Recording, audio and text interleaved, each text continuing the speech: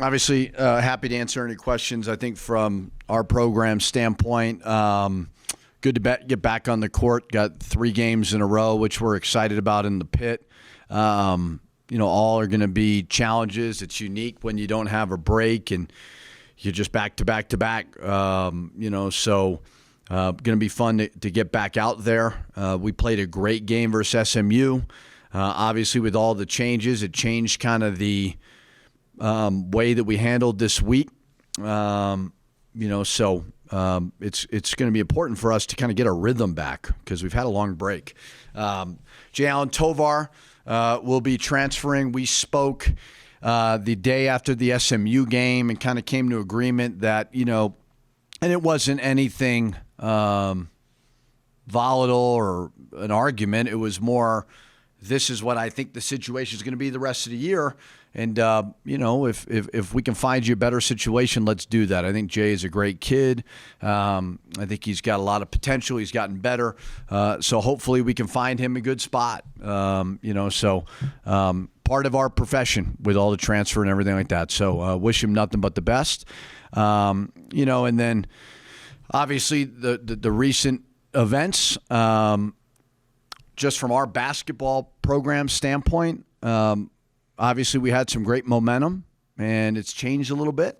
And now we've got to figure out scheduling-wise where to go. And so we're trying to figure it out to replace those 2 games. So we've been working on it. We don't have any immediate answers on the schedule. Love to be able to get that December 3rd game. I mean, it's just hard as you get moving further and further along with the schedule. So if we can get that date, that would be great. Eddie's been great about, we've discussed just kind of all options, and he's been great. So working through all that, but don't have any answers on that. To kind of put a bow on the Tovar situation, I'm curious what you guys discussed last week and what you saw the rest of the season being like. How different was that discussion just last Tuesday or Wednesday from what you told them in the offseason when the 2 new bigs came in? Yeah, not a whole. I mean, it's not a whole lot different.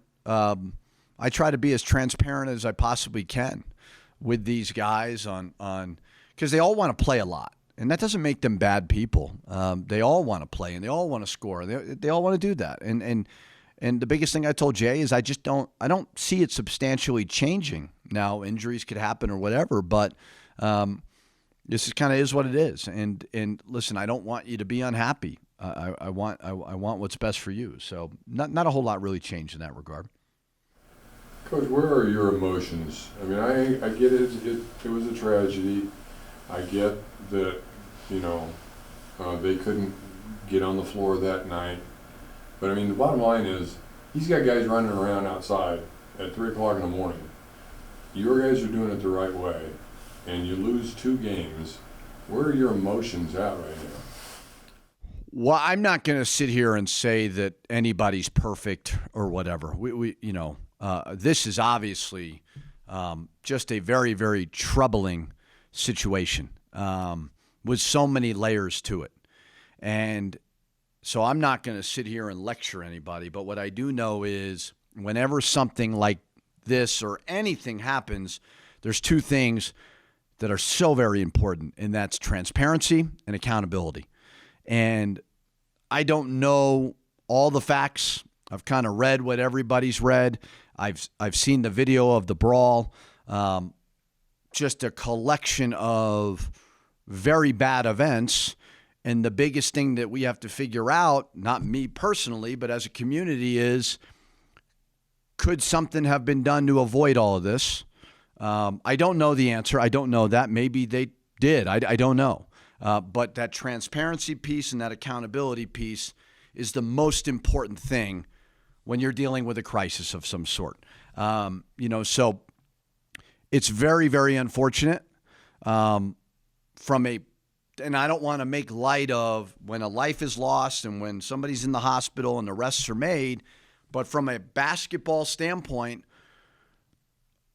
there was pretty good apathy when we took the job, and we weren't very good, and we got to a point in our 4th game where we were selling the building out. So that part of it, I'm proud of our guys for being able to do that And that's when I talked about kind of that momentum goes away a little bit. Now, hopefully we have the team that can bring it back. We've got great opportunities. But again, I don't want to make light of and make it about basketball. But as I said, when something like this happens, we got to get to the bottom of why it happened and could somebody have handled it differently. And we got to hold people accountable. And that's all, you can do when these things happen. Coach, what was your reaction when you first got wind of this? Shock, and I think the first thing you do as a coach is you try to figure out your program. So when you get the early call from the AD, you're like, okay, nothing good comes of that. So we checked on our guys right away to make sure they're good. We went over to Lobo Village and to make sure everybody's good. And then as the time went on, these layers are starting to unfold. And it's just horrible. I mean, it's horrible for the obviously the people impacted, but also for the community and the state and the fan bases. I mean, there's nothing to gain from this. So yeah, I mean, but whenever something bad happens, you got to try to gather the facts right away. And that was the first thing I did, was try to take the emotion out of it and just say, okay, I'm going to do my job with my program and get to the bottom of it all. So like I said, I mean, it's sad. I mean, I've been here for about a year and a half, and I have loved the community. And any time that it's painted in a negative light, that breaks my heart because I think there's so much good here. Anybody on your staff or roster know these guys well enough to either the UNM student or Mike Peake or the Aggies or whatever? Yeah. Know them well enough to be affected by this, maybe? No, I asked them that, and none of them seem to know any of those guys. Probably know the New Mexico State players more than the students. And any of them, I mean, obviously there's a women's basketball player that did decide to transfer. Have any of them expressed to you concerns about campus safety or just safety in general now? No, I don't think that's a campus safety issue. That is retaliation of a fight that happened at a football game. That is not a random act where somebody came onto our campus. It's totally different. Not to say that things don't happen everywhere. They do. But I think the most important thing is to get the facts. None of my players have said that to me. I don't feel at all any concerns with that. I think that we've got so much great going on. And again, when something bad happens, we've got to gather the facts and we got to hold people accountable and we got to be as transparent as possible. So on our end, I have not had any players come to me and say that. And if they do, I don't want them to fear that either. Whatever we can do within our power to make this place better, we have to do it. Coach, Eddie kind of mentioned yesterday the numbers of how much you guys as a program lost from Athletic department from lost. the athletic department, yes. But I mean, looking forward, the next game that might potentially be a sellout is the game against your dad with Iona. I mean, how anticipated is that now that we don't have the Rio Grande rivalry? Well, I'm half kidding, obviously, about the athletic department because we're all in this together. With all humility, we want to build this program to where it's not just one game that's selling out. We feel like we are a program that is on the rise. We feel like we're a program who has captured the Albuquerque community, and that showed by the ticket sales. And I think that doesn't happen by accident. I think that our players last year, although did we win 1 million games? No, but we showed promise. And then those guys returning to go along with the recruiting, the efforts in the spring signing period and the early signing period with the guys that we brought in, the way that we played at SMU, the effort of the administration to help us push and market this. That's the goal with all the games.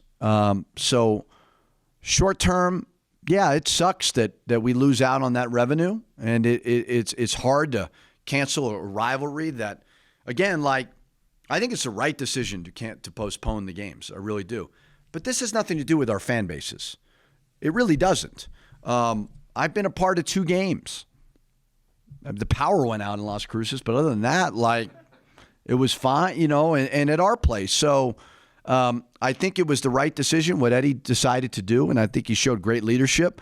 That we're going to make up that money in the end because we're going to get better and better, and that fan base is going to continue to turn out for our guys. So Iona is a great opportunity. This weekend is a great opportunity to do that. So like I said, I applaud our guys. I applaud our administration. They tried so very, very hard.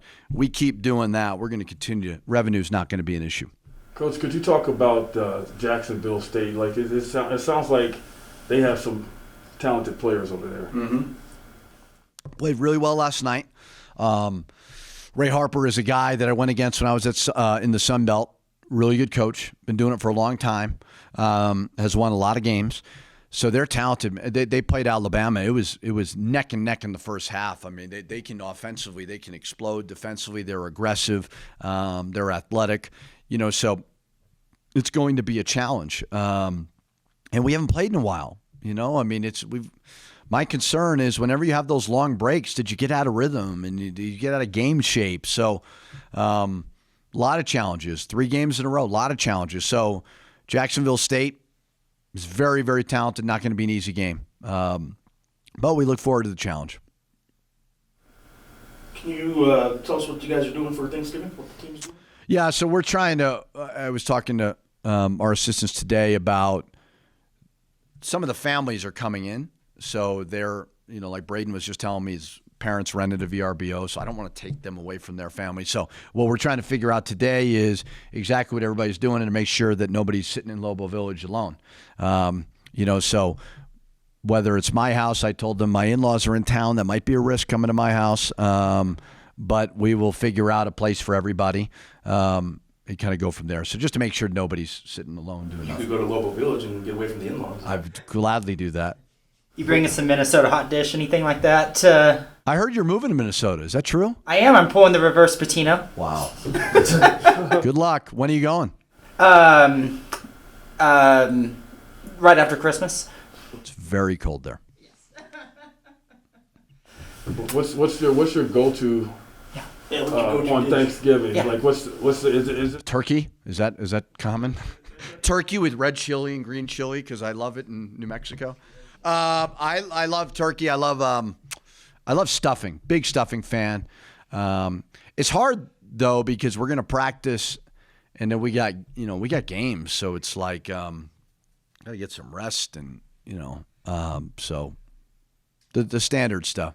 You take a nap in the middle of the day after dinner. That's right. That's right. So my thing is, like you being a coach and being all players' homes and stuff like that. I know you probably got somewhere where you got some good mac and cheese or something like. Yeah, my favorite recruiting story was I had a kid by the name of Dupree McBrayer at Minnesota. Great kid. Was a good player for us, and I went on a home visit unrelated to Thanksgiving, and his mom, who's a great lady, ended up passing away in the middle of one of our seasons, but she was like, "You're Italian, right?" And I was like, "Yeah, I'm Italian." She's like, "Okay." So it was like 9:30 in the morning, and she gives me a plate of lasagna and pasta and a Budweiser. And I'm like, all right, well, I guess this is what I got to eat. And so I, crushed a tall boy Budweiser and had some pasta for breakfast. So, yes, we've gotten some good food along the way. And, so hopefully we have spent some time together, be thankful, and then move on. On the flip side of that, have you ever eaten a meal that was just awful? Yeah.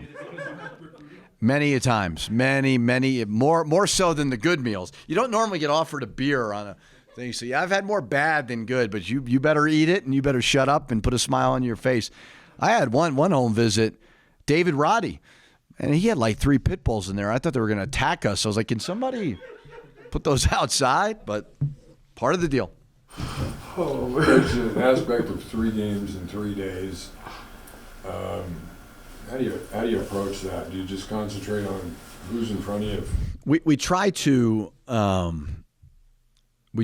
get all common opponents to where do any of them do the same thing? Like, do they all play 1-3-1? Well, let's make sure we work on it. Do they all play zone? Do they all do, and for the most part, most teams have their base that's pretty consistent with what you go against. So if they're all similar, you try to sprinkle in throughout the week. What we did yesterday was, today is Wednesday, we took off on Saturday. We didn't know if we were going to play the game or not. So we had a normal shoot around. When we got word that the game was canceled, I gave him off Sunday, and then we went Monday with a good hard practice. We went Tuesday, individuals, just broke them up into groups, a lot of skill work, and then we tried to crank out Wednesday and Thursday, where we focused the most part on Jacksonville State and may sprinkle in the other two opponents. But for the most part, try to go get Jacksonville State and then move on. As far as Jay being gone, the rotation, I mean, you guys actually were playing small some anyway. Do you just play more small, more four guards, or does a Barima or even Emmanuel Quach, does he start? Yeah, I think Barima gets the opportunity right away. I think E-Man, he's feeling better, but I don't think he's still ready to go like that. I think he could play a little bit, but there's so much that's going into E-Man's rehab to where he needs to get 100%, and then his game needs to come back a little bit just because he's had so much time off. So Barima gets an increased opportunity. E-Man, maybe not right away. And then we got to look at Javante. Maybe we look at Quentin playing, small a little bit more. We've been at our best. It's only been 3 games where we've been big. With Josiah and Morris, though. Correct. When one of them's on the bench, I guess I'm curious if you go with the regular power forward or if you're actually. You got to give Barima a look and see. He's been in the program last year. Although he doesn't shoot it great, he does bring value in other ways. And then we'll see if and then E-Man if he's healthy, and then do we go small with Javante? Do we go small with Quentin? Go from there.